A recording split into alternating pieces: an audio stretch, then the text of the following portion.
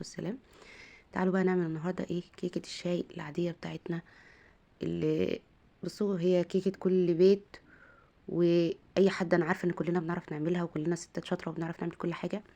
ولكن في بنات لسه ايه بتبقى مبتدئه ولسه اول مره تدخل المطبخ ولسه مثلا عرايس جديده وبتبقى محتاجه تعرف عن كل حاجه ايه بالتفاصيل الصغيره قوي فيها.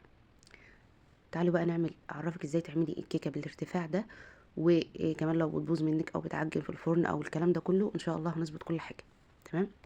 هنسمي اللي معايا هنا 4 بيضات، نزلت عليهم بمعلقه كبيره من الفانيليا السائله، او كيسين من الفانيليا البودره.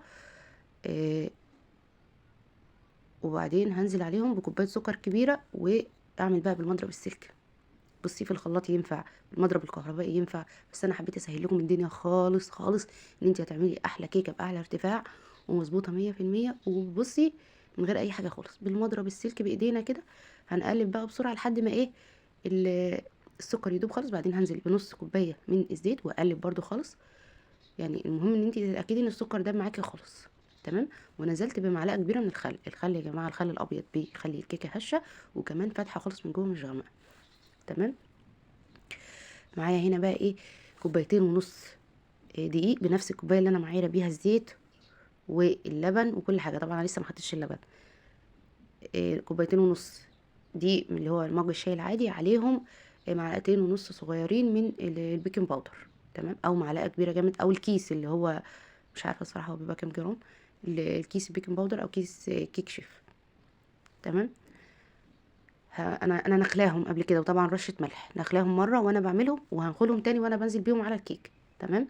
معايا بقى ايه نص كوبايه زبده. في الاول احنا حاطين نص كوبايه زيت، يعني الماده الدهنيه معانا كوبايه، ممكن تقللي شويه كوبايه الا ربع ينفع. نص كوبايه زيت، معايا بقى نص كوبايه زبده، عليها كوبايه لبن مغلي. ايوه لبن مغلي. حطيته على الزبده يا دوب بس 30 ثانيه بالظبط. الزبده بس تسيح فيه لان هو سخن مغلي خلاص، وهنزل بيه على الخليط. آه، اللبن المغلي ده بيخلي الكيكه هشه من جوه. وبصوا هي زي ما شفتها في الصوره الصراحه بتتكلم عن نفسها وتحفه. في الاخر بقى هقلب كويس. حطيت معلقه من فروت البرتقال، ممكن تحطي قصنص البرتقال او تانج عصير اللي هو التانج ده بدل اللبن. على فكره ممكن تحطي فانيليا بالبرتقال، يعني اي طعم انت عايزاه بتحطيه، وتحطها في الاول في الاخر مش هتفرق يعني. انا حطيتها عشان الولاد بيحبوا طعم البرتقال فيها. وهقلب بقى كويس. وبعدين هجيب الصينيه بتاعتي هدهنها من تحت. حطيت فيها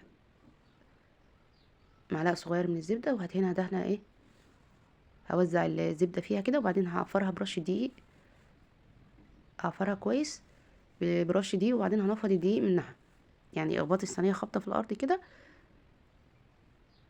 بحيث ان اي دقيق فاضل زياده ينزل في الارض، ينزل قصدي من الصينيه يعني. فاهماني. وهدخلها بقى ايه، هصب بقى الخليط في الصينيه بتاعتي. بصوا يا جماعه الصينيه دي مقاس 26. تمام. اللي عايز المقاسات يعني دي مقاس 26. ما تكبريش قوي على الخليط ده الصينيه عشان تطلع معاكي مرتفعه. طبعا الفرن بتاعي شغال على درجه حراره وسط، بحطها في الشبكه. بصوا بقى انا لما اول ما بولع الفرن بشغل من فوق ومن تحت الشوايه كمان. اول ما بدخل الصينيه بطفي الشوايه عشان الوش من فوق معايا يستوي كمان يبقى كويس. لكن ما بشغلوش والكيكه جوه الفرن، لا بطفي الشوايه اول ما بدخل الصينيه. تمام. خدت معايا من 35 ل 40 دقيقه بالظبط، حسب الفرن بتاعك بقى انت بتتابعيها. بس ما بتفتحيش على الفرن غير بعد 30 دقيقه. تمام. بصوا بالعود بتاع الشيش طاووق ده او اي حاجه بجوز السكينه او اي حاجه بتنزليها بتطلع معاكي نضيفه، تبقى زي الفل. انا قطعتها كمان وهي سخنه والله.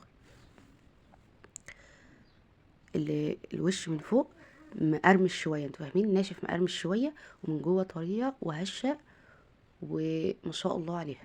وطعمها كمان بقى يعني ما شاء الله تحفه. طبعا انت بصوا هشه خالص، واللون من جوه مش غامق فاتح خالص.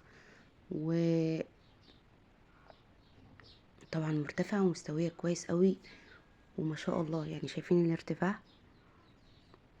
وبصوا من تحت حمرا، يعني هي محمرة بس. شايفين بقى؟ ما شاء الله. ومش عايزة اقول لكم بقى على الطعم، ما شاء الله. كل سنة وانتم طيبين.